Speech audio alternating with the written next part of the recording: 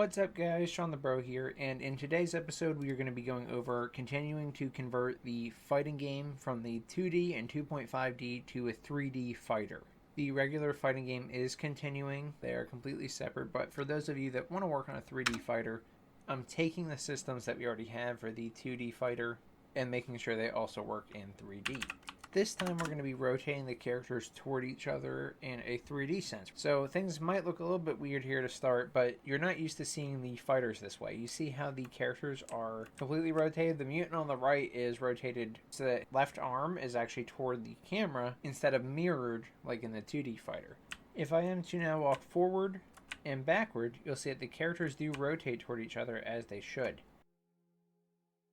So both the character that is moving is rotating and the character standing still is rotating. This works even as we're swapping sides here, so I can move around freely and the characters always stay locked onto each other. This is exactly what we'd expect from a third-person fighter. Now we would expect hitboxes to work. With this new method of things, we can't get the hitboxes working just yet. We will get them working very easily, but not in this episode, they're not working. So all we care about is the actual rotation. We won't be able to damage our opponent like this. And even though the camera does technically work, we want to add more to the camera to make sure we can't get camera angles like this. So there's also camera improvements that have to be made. But that's what we're going to be covering in today's episode. If you want to get caught up in the series before checking this out, I recommend watching the entire fighting game tutorial series right here. You can see how we've done things like special attacks, throws, crouching and crouch movement, and a lot more. Alternatively, if you only care about converting your fighter to a 3D fighter, then I do recommend you watch the first episode where we started doing this because all these episodes are building on top of each other. They're also staying current with the actual fighting game tutorial series, so as I improve things with that series, the 3D fighter is also being improved, so be aware of that. With that out of the way, let's go ahead and get started. So as always, if you were working in the 2D fighter last, make sure to adjust a few things. So first of all, in your base character BP, under your class defaults, you want to make sure your constraint for your constrained to plane x-axis is disabled. Normally in the fighter this is enabled, but we want to make sure it's unchecked for now, that way we can move into the x-axis. Then additionally, make sure your animations are set up for the 3D animations. So currently we have to disable our idle to walking backward rule. And you can see I've done that by just disconnecting it so that this rule can't be taken. So that is idle to walking backward. Then we also have idle to walking forward, which is the same thing. And then the animation itself in the idle state is using our blend space. Obviously, change these back when you want to go back to your 2D or 2.5D fighter. A lot of these we can automate if you do want to swap in the middle of the game, but since this is just a prototype right now, I am manually doing it every time. With these updates, we're good in the blueprints. The rest of it's going to be in the code today. So we can go to our code, and the first thing we want to do is go to our base game instance.h. Our base game instance is this file that exists the entire time that the game is alive and open. In here, I want to determine what type of mode we are going to start. Even if you are swapping between 2D and 3D, we want to know what mode we're currently in. Since this is more a toggle that we do during a menu or something like that right now, it would be persistent throughout the whole time. When I set the game to 2D mode, it's 2D. When I set to 3D mode, it's 3D, and so on and so forth. For now, I want to have a variable to do this, just to make it a little bit easier to track. So I'm going all the way down to my variables, and specifically I'm adding a new boolean in the base game instance today.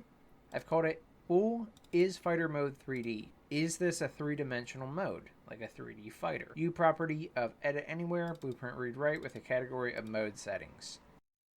So making it edit anywhere in blueprint read write allows us to access it and edit it in the blueprints. This may or may not be necessary. For now, all I'm actually doing is assigning it in the constructor to the value I want, but however we end up using this is perfectly fine. Once we have our boolean, we can go to the base game instance.cpp. In here, we want to scroll down to our constructor, which is where we set all the default values for the variables. And specifically, I want to set my new variable, is fighter mode 3D, and I'm setting it to true for this episode because we are going to be working in a 3D fighter. I will set this back to be false when we're working in a 2D fighter. So is fighter mode 3D equals true. Now let's go to our fighter template character.h. In here, let's scroll down to where our functions are, and I'm going to make a function for rotating the characters to face each other in the 3D mode. In 2D mode, it's all done in the tick function, which is fine, but the tick function is getting very big in this series, so making a function is going to make this a little bit easier for us so it's not as big in the tick function, and we can kind of focus on that logic today. So at the very bottom here, I have this public section again, and I have some variables and some functions in here. I've just added a new function for this today. I don't need to be able to call this in Blueprint or anything, so right now I don't have it as a U function, but I have void rotate toward opponent 3D. And the comment says rotate the character toward the other active character in 3-dimensional space. So this is the function that's going to do the rotating. Now we need to first of all create this and then figure out where to call it. So let's go into our fighter template character.cpp. Let's scroll down and figure out where you want to put this function. I am going to put it above my tick function right here. Nice and easy to find. So I have void a fighter template character, : rotate toward opponent 3D. In here, you can kind of do whatever you want as setup. So for me, I'm doing the same rules that I had in my tick function for this, which is to make sure that my character state is not equal to neutral jumping, forward jumping, backward jumping, wall jumping. Our combo state is not equal to wall bounce, and we are able to flip. These things are important because we don't want to rotate the character if the character shouldn't be rotated. So if you're in the air and you want that character to maintain the rotation until they land, we don't want to do this logic if they're jumping. So all these conditions I've added are ones that I don't want the character to rotate during, and I already have this in our tick function, which I'll go over in a few minutes. But I did bring it into this function specifically just to show you guys. Make sure you exclude rotation at any points you don't want the character to rotate during. Additionally, I want to make sure that there is another player because this whole function relies on there being another player. If we don't have another player, they can rotate freely or whatever logic we may want to allow them to do, but we can't actually rotate toward anything if we don't have another player. So if other player, this is the other active player in the game, and then we're going to do this set of logic. B use controller rotation yaw equals true is just a boolean. As it says in the comment, if true, this pawn's yaw will be updated to match the controller's control rotation yaw, if controlled by a player controller. The second line here, get character movement, this is getting our character movement component. We already have this function from the series, and additionally, this comes with the fighter template character or your base character when you're using one of the Unreal templates, so it's just returning the character movement component. It's that simple. B, orient rotation to movement. Looking at the comment on this one, it says, if true, rotate the character toward the direction of acceleration using rotation rate as the rate of rotation change.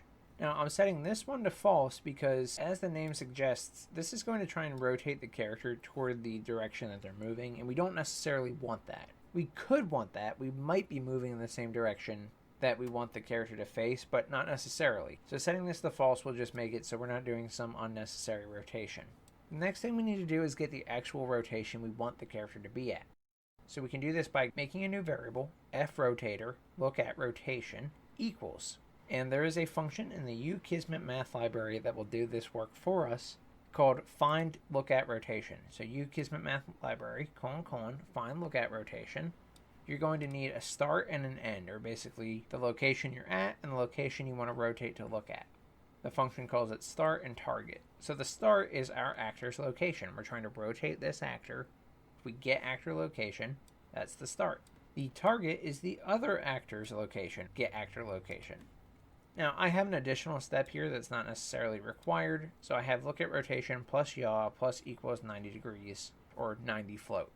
The reason I have this is because the orientation of my models in the 2D fighter, the way they're set up, mine are rotated 90 degrees to the left, so I need to add 90 degrees to the right, make them appear properly when we do this look at rotation. If I don't do this, you'll just see that they're offset by 90 degrees, which of course doesn't look right, but if that happens to you and you see that your characters are offset, they are rotating when you're moving, but they're not looking at each other, you can assume you have a similar situation and you may have to offset by some degree amount. Then I want to set the actual rotation of my character, and because we are using the controller rotation yaw, I'm using my controller, get controller, set control rotation, and then passing in our new rotation. So this is going to actually rotate this character, and really the controller, to the rotation that we found from this function. To be able to call the uKismet math library function, we need to have an include if you don't already have it. So I'm going to scroll up to the top, and I'm adding a new include today for include kismet/kismet math library.h. I already had the gameplay statics one in here, but I didn't have the math library one, and that's the one we need for today's function. After this, we want to go down to our tick function.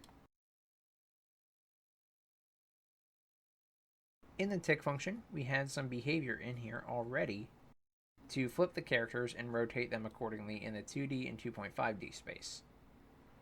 That's this behavior here. It's pretty lengthy.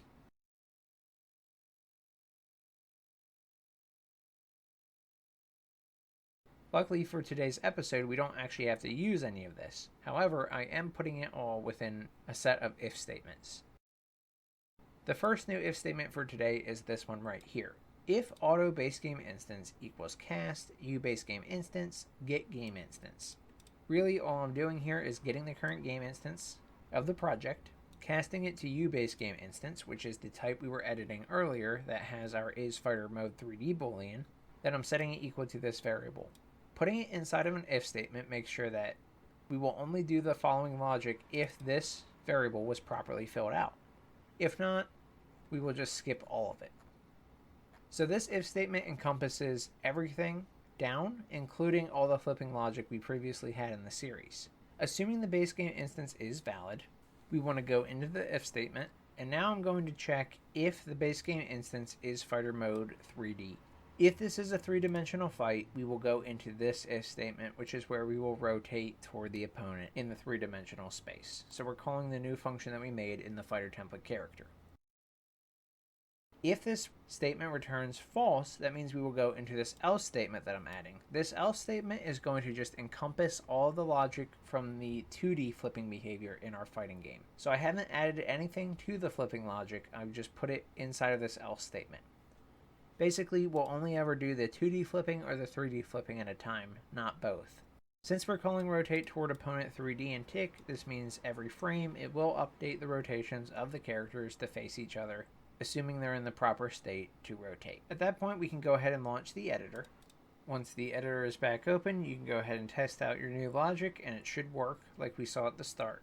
Anyway, guys, I hope you enjoyed this episode, and if you did, please subscribe. It does more for myself and the channel than anything else, and that is completely free. You can also support me through Patreon, YouTube membership, or Discord subscriptions and get a huge amount of perks along the way. Thank you to all the kind souls who have already supported me this way. It really helps a lot, and it means a lot knowing that you're enjoying the series this much.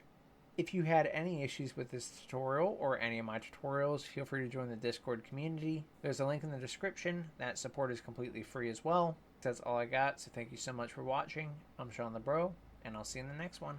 Goodbye, guys.